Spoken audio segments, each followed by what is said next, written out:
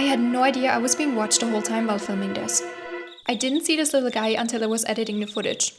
So cute. Anyways, welcome to today's episode where I'm about to find out if I could actually be a cottagecore queen or just someone who got a little too carried away after seeing a few TikToks with good lighting. Have you ever had this urge to leave everything behind, move into a tiny house and focus on your creative projects all day long?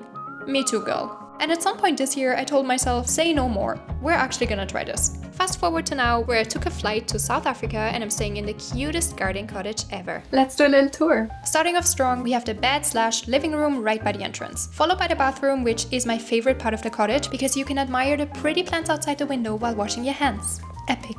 But no worries, the window can be closed so that no one can sneak a peek from outside while you're showering. It looks small, but it's actually quite spacious. That's true. The video doesn't do it any justice. And then if you want to, you can close these sliding doors for some added privacy. But since I'm alone, I always leave them open. The sliding door also doubles as a mirror, which I have to say, great design decision. Coming out of the bathroom, we have a little kitchen here. Given a limited space, you can't expect a full-size kitchen here, but it has everything you need to make breakfast, have a snack, and reheat some takeaway.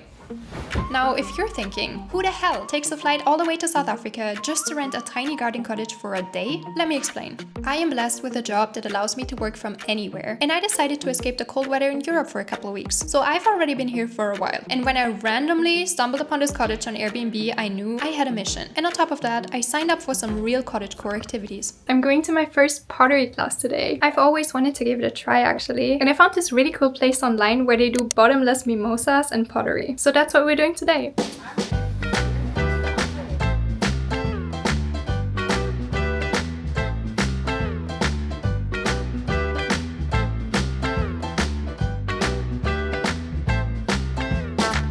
Of course, I did not arrive to this pottery class without a plan. I already knew I was gonna make a coffee cup for my sister. I had scrolled through Pinterest many times and had a vision in mind, but boy did I overestimate my abilities. Turns out pottery is harder than it looks on social media. On top of that, the bottomless mimosas did not disappoint, which made my goal even harder to achieve. But with a little bit of perseverance, a dash of Delulu, and the helpful instructions of a professional, I somehow managed to turn this ball of clay into the shape of a cup.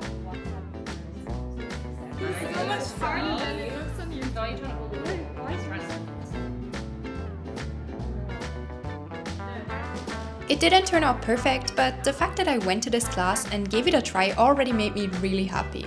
And I do have to say that I kinda like this imperfect look. Do you think I did alright? If anyone watching this is more advanced at doing pottery, I'm really curious to hear your opinion.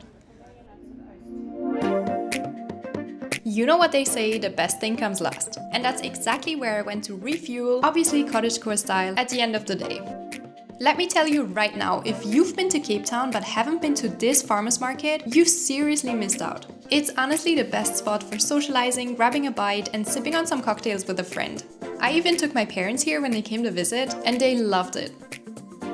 One thing's guaranteed, I'm always completely overwhelmed by all the food options. There are food stalls as far as you can see. And honestly, this is already my third time here because every time I come back, there's something new I haven't tried yet.